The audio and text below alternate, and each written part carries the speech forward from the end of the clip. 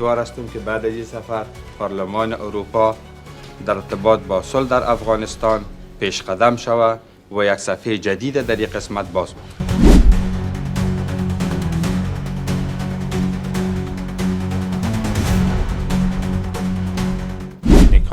economic.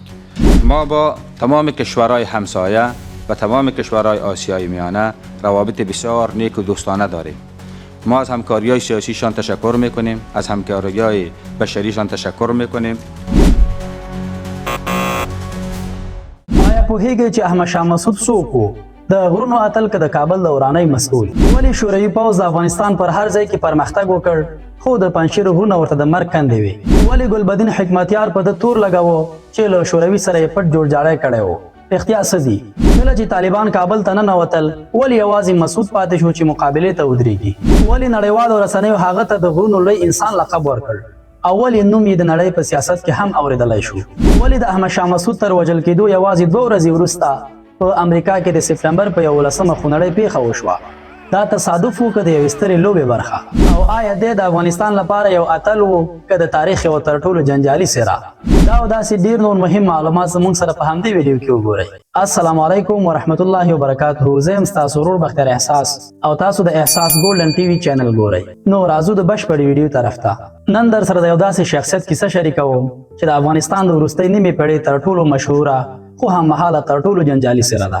هغه د یو داسې وخت بچی و چې جګړه د وطن د خاورو غوندې ارزانه شوې وه. یو څوک یې قهرمان بولي، بل یې جنګ سالار. یوه ډله وایي هېواد یې وژغوره، بله وایي کابل یې وران کړ. خو نن موږ نه طرف نیسو نه قضاوت کوو، یوازې دا پوښتنه څېړو احمد شاه مسعود څوک و؟ اول یې نوم تر اوسه ژوندی پاتې دی.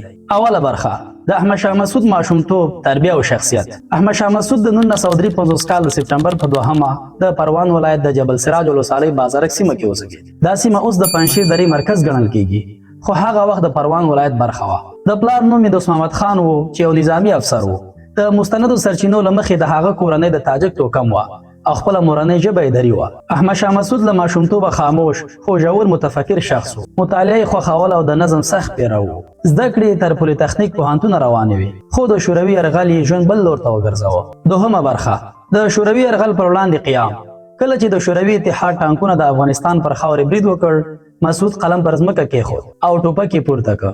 هغه د اسلامي جمعیت له لارې مقاومت ته ور ودانګل. په پنجشیر کې چریکي جنګ پیل کړ. د سرتیرو او ملکي خلکو ترمنځ یې مدیریت داسې تنظیم کړی و چې د سیمې خلکو یې ملاتړ کوه.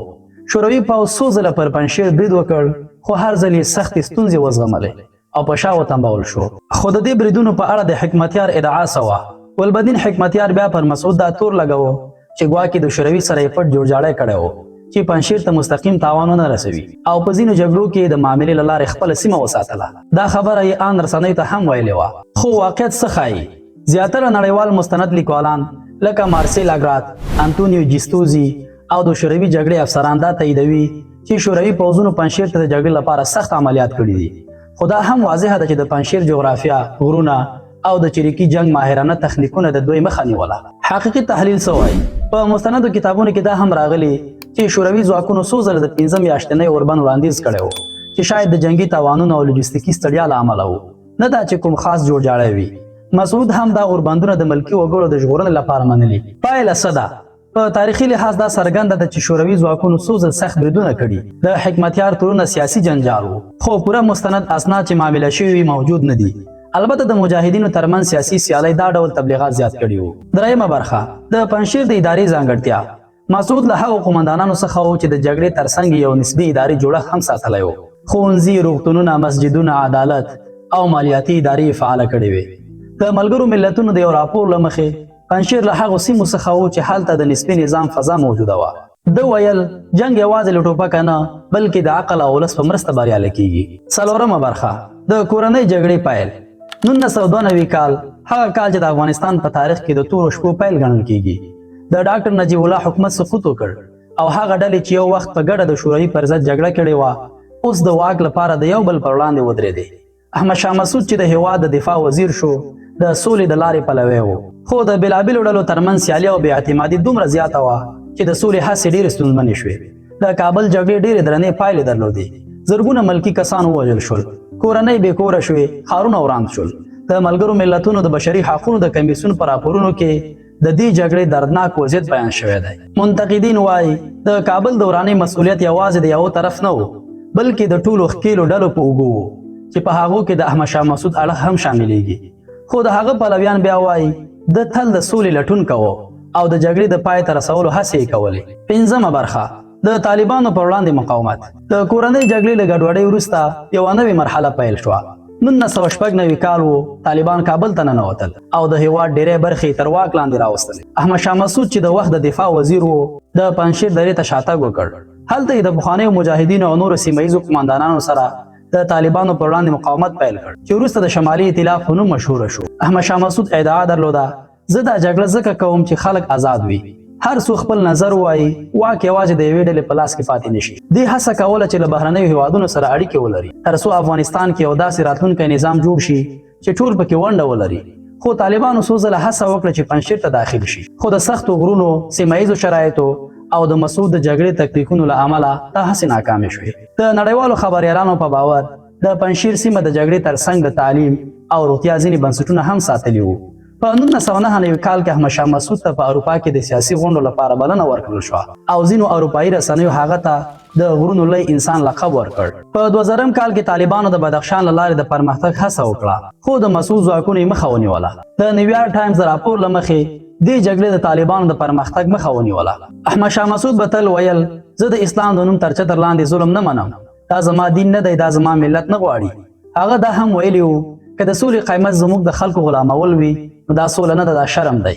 همدا لامل و چې نړیوالو ته یې پیغامونه لیږل پیل کړل او په 2001 کال کې احمد شاه مسعود د اروپا پارلمان ته یو وینا وکړه او وی ویل که تاسو نن افغانستان هیر کړئ سبا به ترهرګري ستاسو تر دروازو راورسیږي. خو د طالبانو احمد شاه مسعود ترمنځ شخړه یوازې پوځي نه وه بلکې د راتلونکي سیاسي نظام، د قدرت ویش او د افغاني هویت په اړه ژور اختلاف هم پکې شامل و. 6مه برخه د احمد شاه مسعود د وژنې کیسه. د سپتمبر 9 2001 کال 2 کسان چې ځانونه د عرب ژورنالستانو په نوم معرفي کړي وو له یو جعلي تلویزیوني چینل سره د مرکې لپاره ته ورغلل. دا ظاهرا یو عادي مرکه وه خو وروسته څرګنده شوه چې د دوی هدف بل و. کله چې مسعود د مرکې لپاره کېناست ناڅاپي او درنه چاودنه وشوه. په هماغه لحظه کې ټوله خونه د لوګي او وینو ډکه شوه. احمد شاه مسعود سخت ټپي شو خو زخمونه یې دومره ژور وو چې د پاتې کېدو هیڅ چانس نه درلود. وروسته د پیښې څېړنو څرګنده کړه چې دا 2 کسان د القاعده ډلې غړي وو. ویل کېږي دوی ته د ځوانمرګي برید لپاره ځانګړې روزنه ورکړل شوې وه او د هغوی پاسپورټونه، د برید پلان او وسایل ټول له بهره تنظیم شوي وو. خو یو حیرانونکې خبره دا ده چې د احمد شاه مسعود د وژنې یوازې 2 ورځې وروسته د سپتمبر په 11مه د امریکا په نیویارک او واشنگټن کې لوی بریدونه ترسره شول او نړۍ بدله کړه. ډېری څېړونکي وایي د مسعود له وژل کېدو وروسته القاعده داسې فکر وکړه چې د طالبانو پر وړاندې به نور لوی مزاحم پاتې نشي. البته د سپتمبر 11مه پیښه د القاعده له لورې له ډېر پخوا نه پلان شوې وه خو د مسعود وژل د هغوی لپاره د لارې پرانیستل بلل کېږي. 9مه برخه انتقادونه او بېطرفه ارزونه. احمد شاه مسعود د افغانستان په تاریخ کې یو داسې نوم دی چې ډېری قهرمان بولي او ډېری پرې سخت تنقید کوي او دا طبیعي ده ځکه هغه د یو ډېر ګډوډ، پیچلي او تاوتریخجن وخت زوی و. انتقادونه څه دي؟ ځینې مخالفین دا وایي چې مسعود ډېر تنظیمي فکر درلود او د قوم پر بنسټ سیاست کوو. هغوی باور لري چې په کورنۍ جګړه کې د کابل د ویجاړۍ مسؤلیت یوازې د نورو ډلو نه بلکې د هغه هم و. همداراز بعضې نیوکې دا دي چې د له بهرنیو هیوادونو مرسته ترلاسه کوله او دا مرسته د هیواد د یووالي پر وړاندې ستونزه ګڼل کېده. خو پلویان یې څه وایي؟ پلویان بیا وایي مسعود تل د سوله ییز افغانستان خوب لیده. هغه د جګړې پر مهال هم ښوونځي، روغتونونه او محلي نظام ساتلی و. د طالبانو پر وړاندې مقاومت وکړ خو غوښتل یې چې د افغانستان راتلونکي ټولګډونه عادلانه او متوازن وي. د هغوی په باور که دی ژوندی وای شاید افغانستان بل مسیر غوره کړی وای. د نړیوالو ارزونه د ملګرو ملتونو یو پخواني استازي ویلي وو احمد شاه مسعود د جګړې یو واقعي زوی و خو تل یې د سولې لپاره لاره هم لټوله. یو اروپایي ژورنالیست لیکلي وو دی د جنگ پر مټ دفاع وکړه خو د عقل پر مټ رهبر و. خو بېطرفه ارزونه دا ده احمد شاه مسعود نه یو معصوم اتل و او نه فقط د تنقید وړ شخصیت و. هغه د یوې داسې زمانې زوی و چې د سولې تعریف لا نه و روښانه شوی. داسې زمانه چې یا به د جګړه کوله او یا به ورکېدلی. دی هم د جګړې په میدان کې و هم د سولې په خوب کې. هم یې جنګ کوو هم یې ښوونځي جوړول، هم یې مقاومت کوو هم د نورو د تاوتریخوالي قرباني و. پایله ځینو هغه ته د ملي قهرمان لقب ورکړی، ځینې بیا منتقدین پاتې شول. خو حقیقت دا دی چې احمد شاه مسعود د داسې وخت استازی و چې خلک مجبور و یا جګړه وکړي یا تیر شي. هغه ښایي بې نقصه نه و خو هڅه یې کوله چې د خپلې خاورې خپل ولس او خپل باور لپاره یو څه وکړي. ده به تل ویل زه د پردیو د ګټو لپاره جګړه نه کوم، زه د خپل وطن د ازادۍ لپاره ولاړ یم. موږ دا نه شو ویلی چې احمد شاه مسعود کامل و او نه دا وایو چې بې خطا و. د کتابونو، ژورنالستانو، تاریخ لیکونکو او حتی د هغه مخالفینو په وینا د یو استثنایي انسان و، خو په دې معنا نه چې کامل و. د افغانستان تاریخ له دردونو ډک دی، خو دا هم باید هیر نه کړو چې همدغه تاریخ زموږ د راتلونکو نسلونو لپاره یو درس دی. که موږ د یو بل زغم، عدالت او د ګډ ژوند ارزښتونه ونه پیژنو، بیا به هم قرباني یوازې ولس وي.